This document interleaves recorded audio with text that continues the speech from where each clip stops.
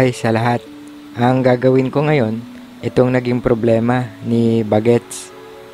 Makikita na kahit na umaandar na ito, nakailaw pa rin sa dashboard yung handbrake kahit nakababa yung handbrake.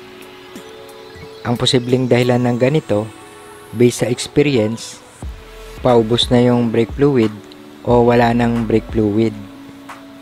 Medyo may katagalan na itong video na ito, pero isi-share ko sa inyo kung paano ko ginawa. So, simulan na natin. Una ko na ginawa, i-check ko yung brake fluid reservoir. Then, pininger ko na yan at makikita nyo na wala na talagang laman. So, pag ganito, posibleng mayroon itong leak sa brake fluid line. Or maaaring meron din itong leak sa brake cylinder. Dito kay Bagets, nakakita ko ng tulo ng brake fluid sa gulong ng rear driver side. Kaya binaklas ko na para ma-check. Bali na experience ko na rin yung ganitong problema nung mga time na hindi pa ako marunong magkutingting o mag-DIY. Bali siguro mga around 2 years ago na dito din sa rear driver side nagkaroon ng problema. Bali ang ginawa ng mekaniko, pinalitan ng brake cylinder repair kit. Kaya sure ako na yun uli yung problema. So parehas na parehas yung na-experience ko nung unang mangyari ito at nitong pangalawa na lumalabas sa dashboard yung ilaw ng handbrake kahit na umaandar at nakababa yung handbrake. Then yung paglambot ng brake pedal ng bahagya. Ngayon, makikita nyo na nasa brake cylinder yung tagas o yung leak. So, dahil sa repair kit lang ito, papalitan ko na ito ng bagong brake cylinder para sigurado. Pero kung nagtitipid kayo, maaari naman yung repair kit dito. So, bali nilinis ko muna ito para matanggal yung mga tumapon na brake fluid. Napansin ko dito na nababakbak na yung ibang mga pintura dahil sa pagkatapon o pagkatagas ng brake fluid. Makikita nyo na halos natanggal na yung mga pintura. So, obligado ako ngayon na baklasin yung brake shoe para mapinturahan ko uli.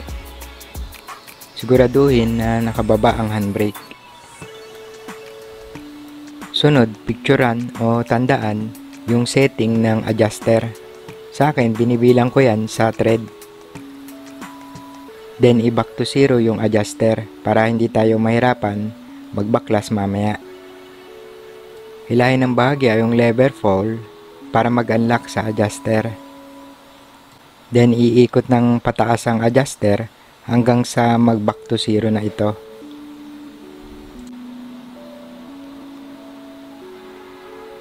So, unang tatanggalin dito yung return spring upper.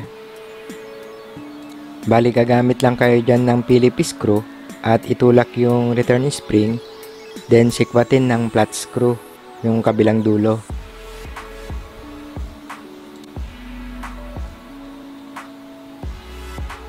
Idiin ng flat screw yung hold down spring, then iikot ang hold down pin para mag-unlock.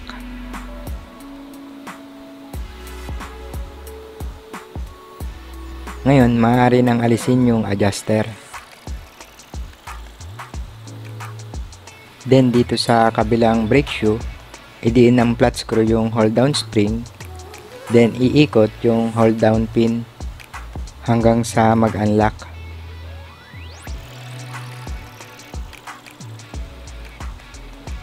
Sunod, iangat yung isang brake shoe. Then, alisin yung lower return spring.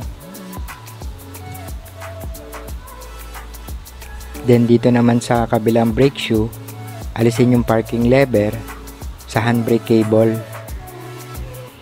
Hawakang mabuti yung parking lever. Then hilahin ng plies o ng long nose yung handbrake cable. Then i-unlock. Sunod, dinisconnect ko na itong brake fluid line sa cylinder. Bali, gumamit ako dito ng open wrench na size 11.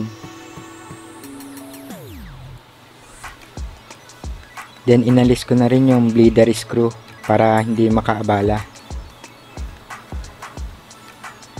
Ngayon, tinanggal ko na yung dalawang size 10mm na bolt ng brake cylinder.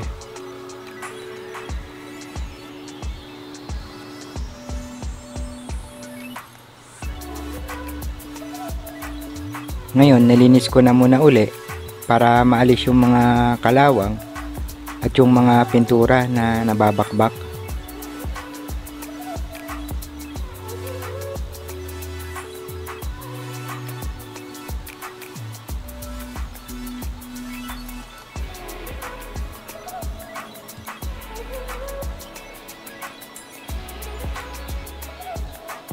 Then pininturahan ko na muna para kahit papano mayroong protection.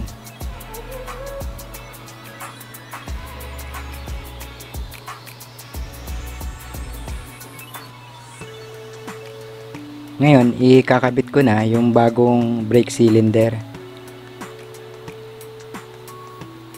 Bali, pinakapit ko muna yung dalawang bolt na 10mm. Then, saka ko ngayon ipinainal ng pagigpit.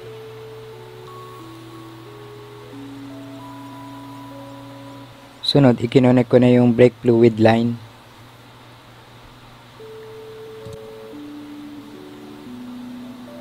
Then, niluwagan ko ng bahagya yung bleeder screw. Then, inipit ko ng vice grip yung brake cylinder. Then, nilagyan ko yung bleeder ng 8mm na hose.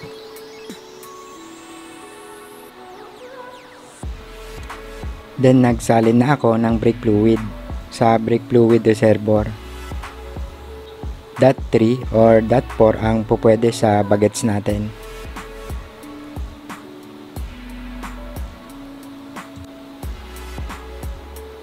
So ngayon, ini-start ko na. So ang ginawa ko rito, pump lang hanggang sa mawala yung bula o maging buo na yung lumalabas sa bleeder. Pwede din naman yung isang procedure na ipapump ng 4 na beses, then yung pang-5 naka-permis na nakatapak, then luluwagan yung bleeder screw, then pag lumabas na yung brake fluid, isisikip uli yung bleeder screw, then ipapump uli ng 4 na beses, then yung pang-5 ipipermis uli, then luluwagan uli yung bleeder screw, then pagkalabas ng brake fluid, isisikip uli yung bleeder screw hanggang sa maging buo na yung lumalabas sa bleeder.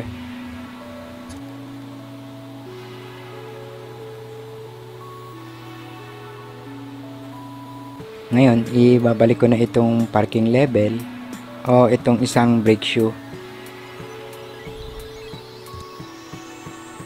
Then itong hold down spring at hold down pin.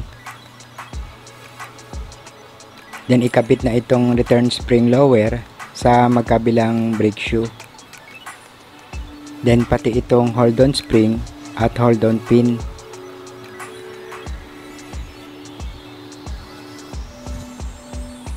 Sunod, ito namang return spring upper.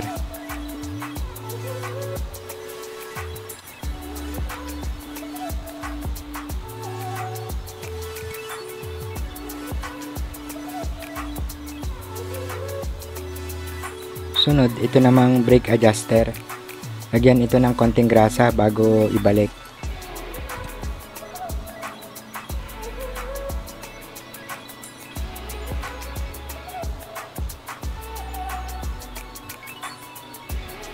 Sunod, ito namang spring adjuster at lever pole.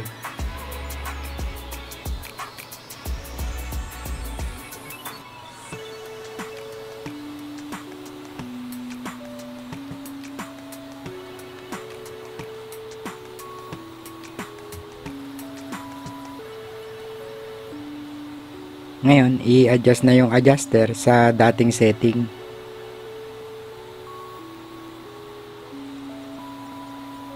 Ngayon, maaari nang ibalik yung brake drum.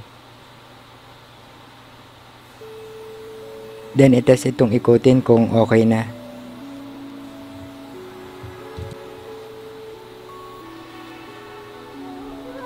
Then ngayon, maaari nang ibalik ang gulong. Huwag kalimutan na magsalin uli ng brake fluid after maikabit ang gulong.